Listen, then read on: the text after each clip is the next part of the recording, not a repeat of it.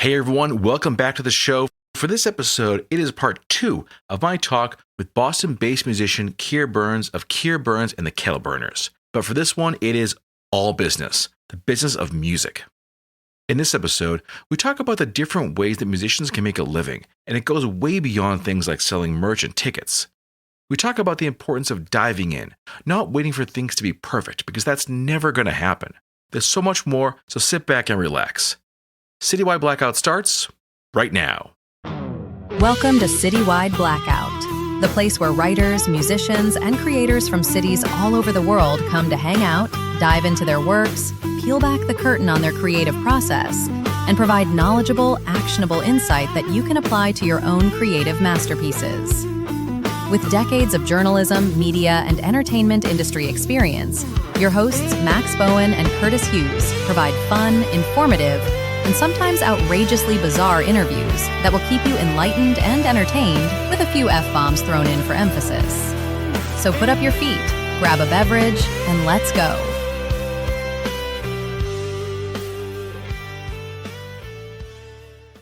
Okay, folks, well, I really hope you enjoyed episode 1 because Kier is still here. I won't let him leave. He's going to stick around here because we're going to pick his brain now to talk all about the business of music because it is a business. You need to approach it in that way.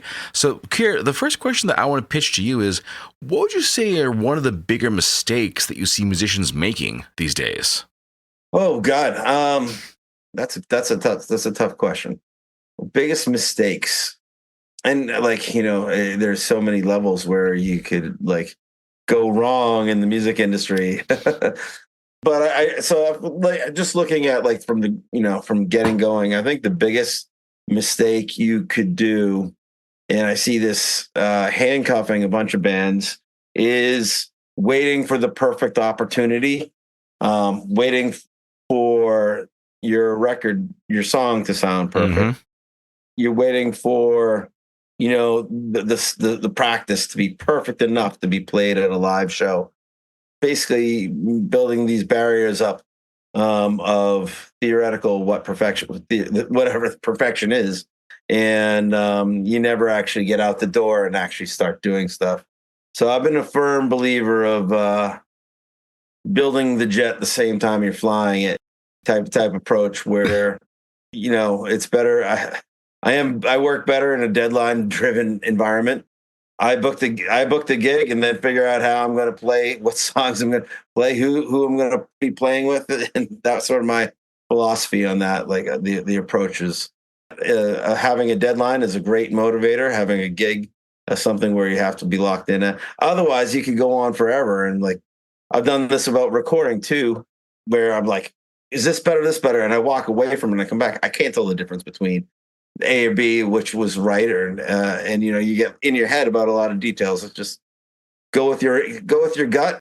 That's part of the beauty of music. And if it isn't the right choice, that's also still part of the beauty of music because it's natural. Still, we were talking off the air about AI, and I don't know what the future of music is going to be, and I can't pretend to, but I do know things come and go in waves, and things go back and forth like a pendulum. The more that the industry goes to auto tuning and perfection and playing along with tracks and everything be perfect, just like the studio album, and everything's glossy and everything is slick and sleek and perfect and perfectly timed to a metronome, that there's people get sick of that, and the taste will theoretically lean back to, and sometimes for some folks it already has, to the sort of just natural, acoustic instruments and body and soul type playing.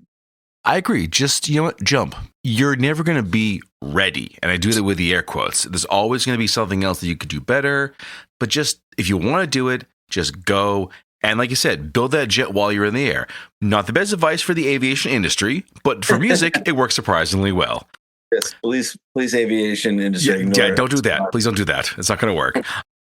Let us talk about launching. Since we are talking planes, let's talk about launching. When it comes to launching a new EP, a new album, do you have a process you usually follow? No. I love that answer. Moving on. Next question. We are not good at that. I'm still trying to figure stuff out, and I don't have a good advice of what the algorithm is doing now, or what it was doing a month ago, or what this algorithm of whatever media thing you're playing. I'd say the number one place people listen to music is Spotify. I'd say that would be number one. Number two, I'm going to guess through YouTube, or maybe Apple would be like third, and maybe Amazon fourth.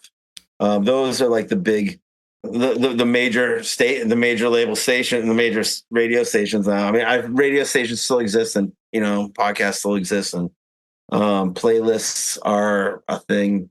We have debates about this in our band all the time. There's different models of whatever is going to work now might not work at another time, and it's constantly changing. I do think there is something to be said about like the drip, the theory where you just kind of like constantly drip albums out and drip music out. My concern of that is like you sometimes maybe sacrificing quality just to get something out there. And like, how does that hold up to your catalog long term? I don't know. Maybe it does. It just doesn't matter. There's so much music being produced all the time where like there's the supply of music far exceeds the demand of music. So I would say my advice for artists is just to do what you feel is right. And because at the end of the day, you're answering to yourself. Are you proud of this project or not? If you're happy, it's a great thing. And if you're lucky, people will listen to it. Whether you're good or bad, if you're lucky, people will listen to it. Fair enough. But at the end of the day, is if you can look at yourself in the mirror, that is the best possible outcome. For those of us who are just trying to get into music, I imagine a lot of folks are wondering, how can I actually make money off this? And it's a bit of a chuckle because, obviously things have changed. But for someone who has been in this business for as long as you have, Kier, what would you say are some of the better like monetization methods so that you can at least see some kind of return for the investment? My approach, I don't know if you could say I work in the music business full time. I do run event venues. I've been doing that for quite a while, both in the higher education circuit, and that's been very helpful. Like we're talking band aside, but the skills I learned from being in a band, how to market, how to organize, how to manage logistics, how to run AV, how to run sound, run lights, professionalism, dealing with booking agents, dealing with managers, dealing with press. All these skills that you learn, and I advise anyone getting into the business to engage with as many outlets as possible and really broaden your horizon. Don't just be a songwriter. Like you have to be everything. And I feel like sometimes that wears thin on people, especially in today's days where now you have to also be a film producer and a social media manager. There's a lot of skills out there that are that you also have to do many hats. You have to wear a lot of hats to be a musician. Be an accountant, a banker, a bartender sometimes, getting drinks for the band, and being a psychiatrist to answer, the deep-seated trouble the bass player is having. Oh yeah, or something. Just kidding around on that, but it is. There's a lot of things you gotta do, and through playing music, I was able to secure full-time employment working at like running music venues at colleges. And that's been a very helpful thing for me, to help provide healthcare and, a stable income.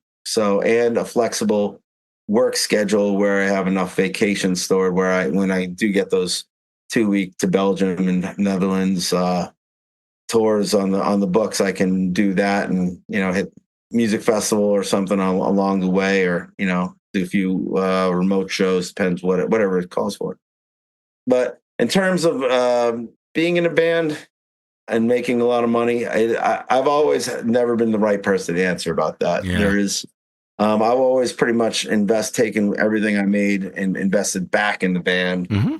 And the way I view riches, I view like success is not with a dollar sign attached, but like more of an experiential component where I've gotten to go down to, I've gotten to play at the Country Music Hall of Fame, and that was through music. And as I was doing that, the hotel I was put up in was right next to the place. And as I was going down the elevator, ran into Stan Lee and Henry Winkler, and I was like, got to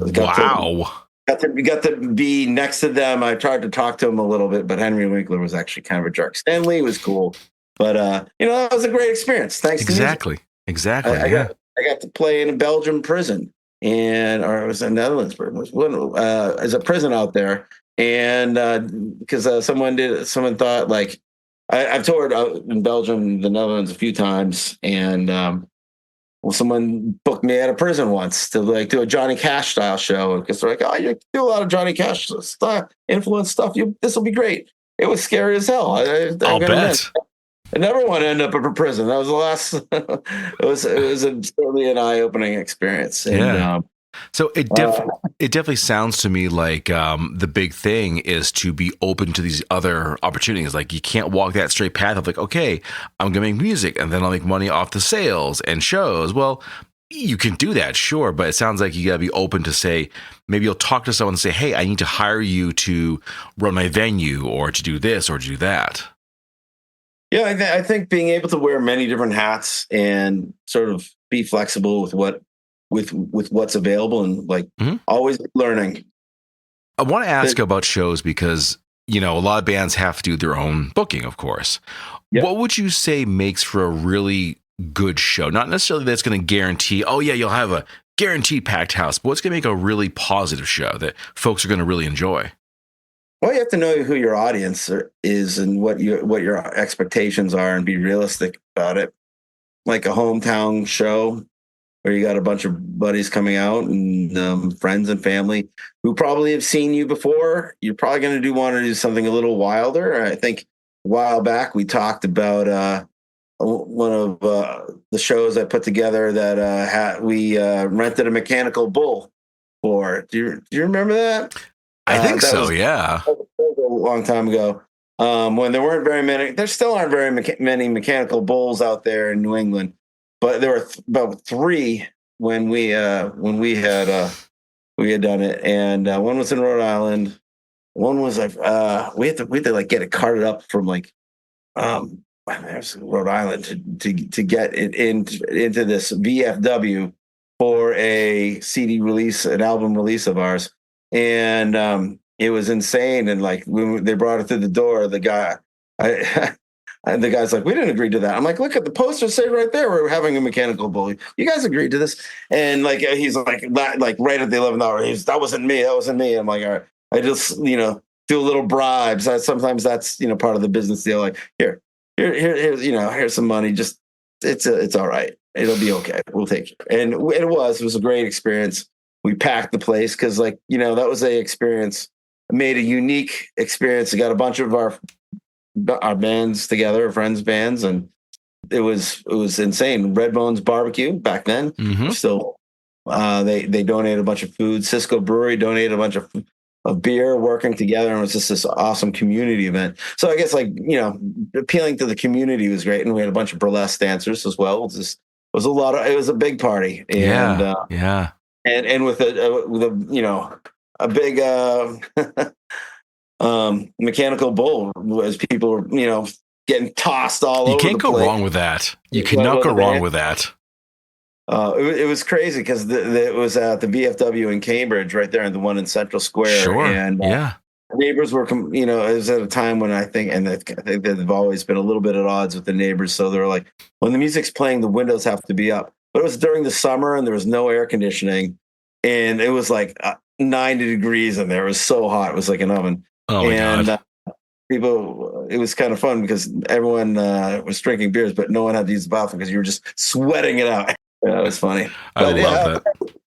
It's coming up with ideas that are unique and sort of going to be fun. Something you want that was around the beginning of social media, but people were taking pictures and, then you're getting people who are advertising for your band and just by being there, like, hey, this is such a cool experience. Hmm. And that was a good example of one of the times I got it right when I was putting together a show. I love it. All right. Now, for those who might think, oh, it's too late for me. I waited too long. I'm too old to get into music. What's your response to that, Kier? I'm too young to get into music. I don't know. I'm Yeah. not good enough at music. There's a gazillion reasons not to. The best, you only got one life, and you might as well do it here and now. Live it.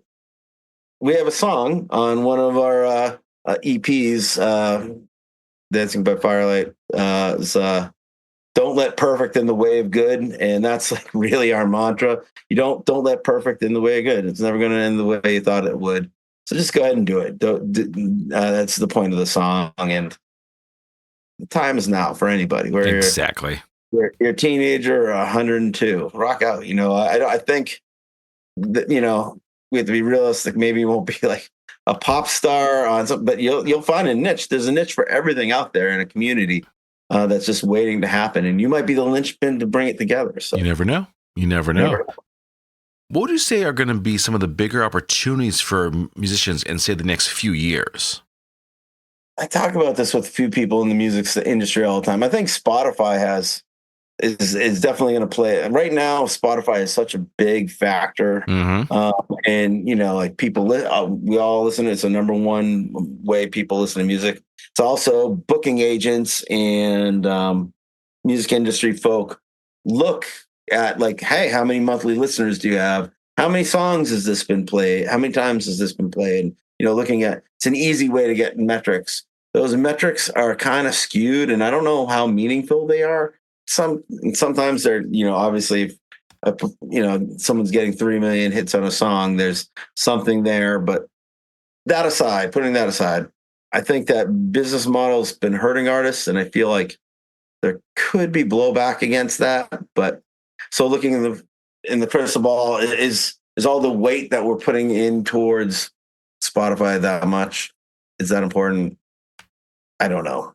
It's also, I think, all the weight on like social media. You got to be producing. You got to produce content. Is that important? Because I've always thought I don't think perfect things have to be perfect, but I do believe like a quality threshold. And I don't know if like some of this stuff bands doing jokes, I think that's great. It is funny. I enjoy them and I do watch them, but I'm like, or like, I don't just some of the stuff is like, it's very cringe inducing. Yeah. And some bands are very good at it. Maybe it's just some bands aren't as good at it. But one of our old guitar players plays in American Authors, and I can give them a hard time because they're very successful. Yeah. American Authors is a great band. They did, they have several hit songs that you'll hear in multiple grocery stores now and ads, but like some of their social media, I'm like, oh man, I don't know if I would do that.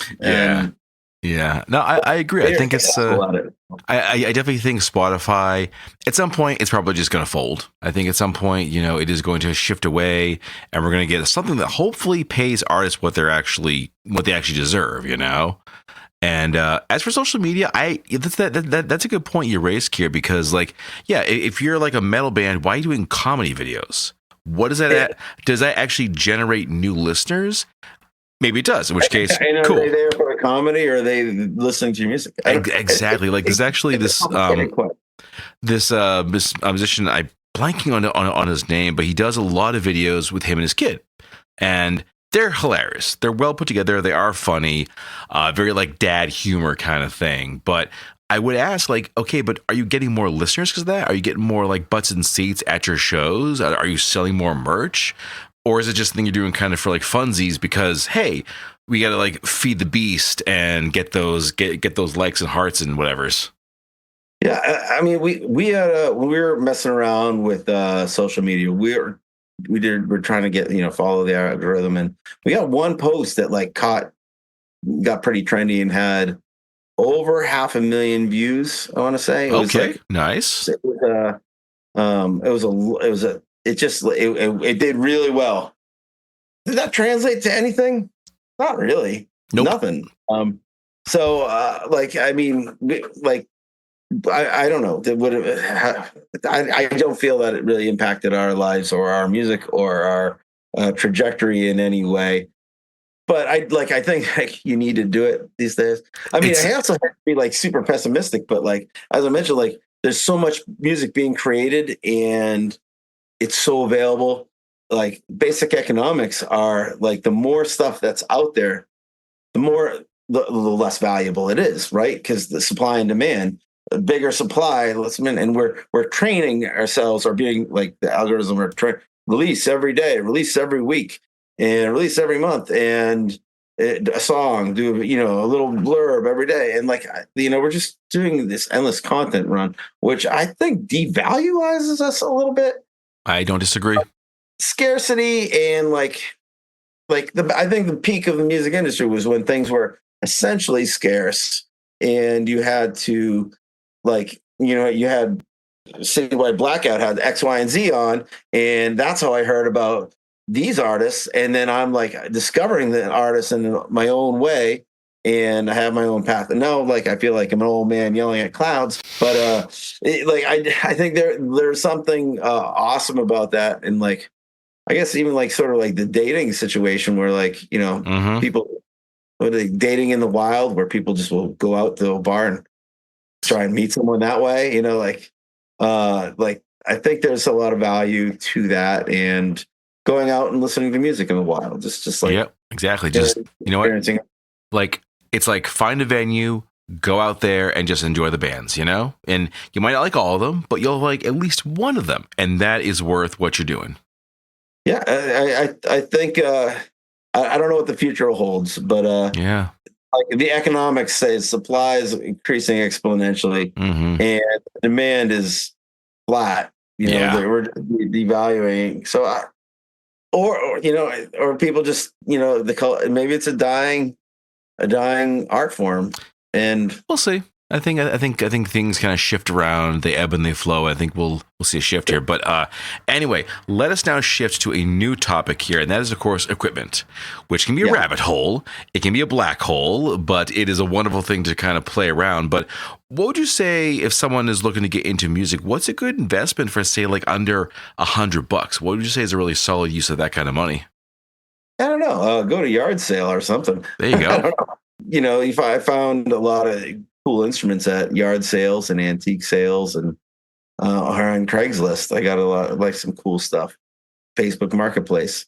What would I get though? It's a little like, assuming you have a guitar. Yep.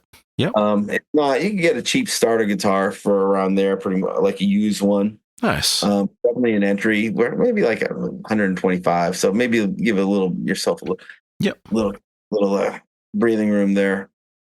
There's so many types of music. What would I do with $100 if I could buy anything? I'd probably spend it on beer, honestly. I like that. Yeah. And invite my friends over and have them like bring their guitars and teach me something. And odds are, maybe take out a musician friend. Ask, guitarists especially are ridiculous about guitar collecting, and I am, I'm unfortunately part of that too. Do you collect? Are you a guitar player? I do have an acoustic, but I don't. But that's the only one I have. I don't have tons. It's very common for guitarists to have like electric, my acoustic, my 12-string, my Gibson, and then invite over one of your friends who are like that. They'll appreciate a night of hanging out with you and having beers. Like, hey, can I borrow one of your guitars for a month? See if I like it. Yeah, that would be a good investment. There you go.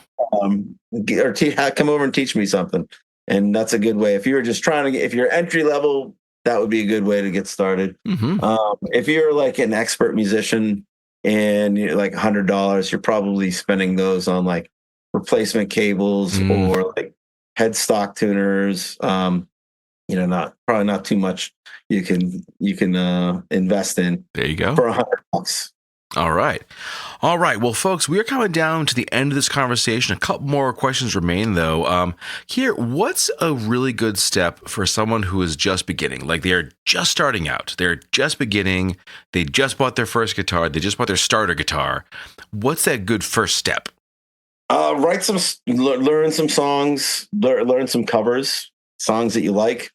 Get those together. Write a song if you're really up for it. That'd be awesome. That's some people learn other people's songs first and then do their own songs. Some people start with their own songs. Usually the way to get in it is learning a few other people's songs that you enjoy, that style, transferring it to the songs to take elements and write your own song. And then what I would say is get some friends together. Well, there's two routes. You could do these two things you have to do, and one doesn't have to come before the other, but get some friends together. I think like the biggest thing is about playing music is a lot of people do it alone, and that's fine. I think that's great. Play with somebody else, though. You become a better musician. You keep people. You like the rhythm thing. Music is a very communal experience, anyways. And playing along with somebody else, whether it be a drummer, a bass player, another guitarist, a piano player, a horn player, that all is all like just aces. It's awesome. When you do that, make recordings of yourself. Put them on Bandcamp. Start a Bandcamp page. It's free, and you can make your own art. If you have like any basic computer software package, you could like make a little album cover, something. Even take a picture with your phone and just do that, and listen to it back. Share it with some friends, and keep it going. And you can, Bandcamp. Not saying it has to go on Spotify or anything big like that, but you start there. And like we have, our band has a sandbox, we call it. We call it I forget, on our band, our Kier Byrnes and the Kettle Burners band page. We have this one like super secret album at the bottom of all our albums that we've come out with. And it is literally just a bunch of ideas that we record and share to ourselves and just store away to later to see if these are good ideas or just like, demos that we're sharing and we're going to work out. And we keep the Bandcamp as a little bit of a sandbox, and we have our friends listen to it and they weigh in, and sometimes they don't weigh in, and that's fine too. It's just like sometimes silence speaks louder than words. So, I like that. Yeah, so we got a bunch of stuff we're working on. We have a couple mixes right now. This song we're working on that I mentioned, these odd hodgepodge of songs, and we're trying to decide which mix we like better right now. So it's a little sandbox, and it's free. And I got some criticism from somebody in the music industry for like, don't you want to keep that stuff secret? And like, and wait till it's polished and come out. I'm like, nah, it's a sandbox. Like it's just a bunch of ideas, and then then stuff will come out of it, and we'll release that further. But it's kind of neat to have this little window to the art, like the artist brain work, and the band behind the scenes of what some of the stuff we're doing, and some of the stuff's pretty goofy, but it's just there. It's in one spot, and it's where we go to we'll listen to it on when we all travel in a van together to the gigs, and sometimes we'll just stream that, and as we're like thinking about different ideas, and we'll talk about how like a business meeting, talking about like, oh, what do you like about point A and point B? And I would change item C, and and this is all kind of how songs get written and evolve. I like that. Well, folks, I hope you guys have enjoyed this part of the discussion. I hope you learned a few things, because certainly there's a lot to learn and talk about when it comes to music. Whether you're starting out, whether you've been in it for like 20 years, always something new to learn. Kier Byrnes, thank you once again for a very good conversation. Love talking about the music. Check that episode out, and certainly love kind of just picking your brain about the music industry, because certainly a lot to be discovered here. Yeah, I mean, I really appreciate you having me out here. I was to throw out one other thing about music industry is be kind, be nice, all in it together. There is everybody's trying, and there's nothing better than supporting somebody, because there's another day you might be the one who needs to pick me up or a little support. So we're being kind and treating each other well. I like that. Number one rule. I think that's the most important thing. Definitely. Well, folks, you've heard everything. And one more time, here's what you do. You go to Kier Byrnes, KIERBYRNES.com. Everything is there. Check out the music, shoot Kier an email, and ask him your questions. What do you want to know about the music industry? Because I'm sure there's a lot more he could offer you. And Kier, this has been a absolute blast. Certainly, you and I know each other for a long time. It's so cool to reconnect, talk about all these different things. And it will not be the last time we talk. And looking forward to the next time. Yeah, don't be a stranger. I'm looking forward to seeing you at the New England Americana Fest. I'll be there. I left Houston, Texas, in the Gulf Coast hurricane. I was blown down by tornadoes and washed up by the rain. My pappy wasn't happy with me, so he told me to go. So I stole my daddy's Cadillac, headed down the road. I had a grin from ear to ear with each and every mile. I'm headed for the border, man, I'm going down in style. When I picked up was Christy, yeah, the wind was at my back. I drove them women crazy, my daddy's Cadillac. I took them down the boulevard, I treated them like queens. I took them all the places that they wanted to be seen. And when it's time to leave them, I left them with a smile. Headed for the border, man, I'm going down in style. You gotta take your chances if they ever come along. Close your eyes and listen to that river engine whine. It don't really matter if you're right or wrong, cause when you cross the border, man, you leave this world behind. Oh, I stomped down on that pedal, I set that cruise control. 500 dead horses going by the state patrol. And the sirens say they're screaming, the lights are flashing red. There's a dozen more waiting at that road dog up ahead. I scattered them like chickens, I heard one of them cry. He's headed for the border, man, he's going down in style.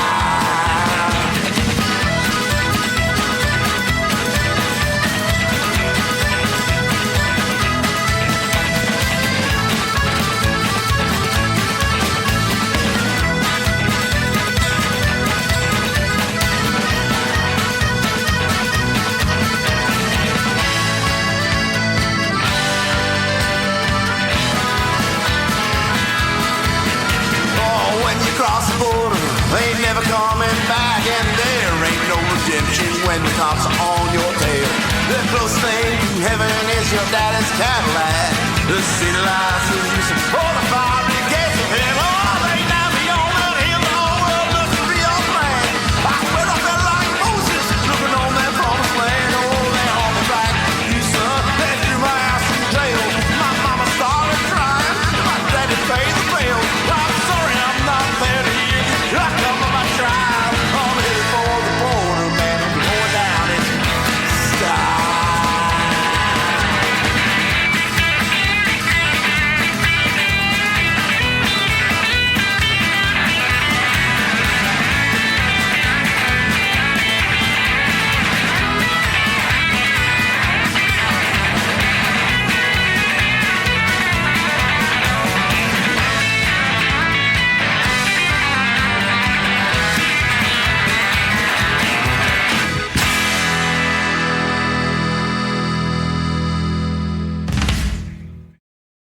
Thanks for listening to this episode, and please subscribe, rate, and review us on your favorite podcast platform. It ensures you never miss an episode and helps our ranking, allowing others to discover the podcast more easily. If you really liked it, please share it with a friend and join our Citywide Blackout Facebook community, along with following us on Instagram at CitywideMax and at Citywide Interviews. I'm your host, Max Bowen, And I'm Curtis Hughes. and we'll see you all next time.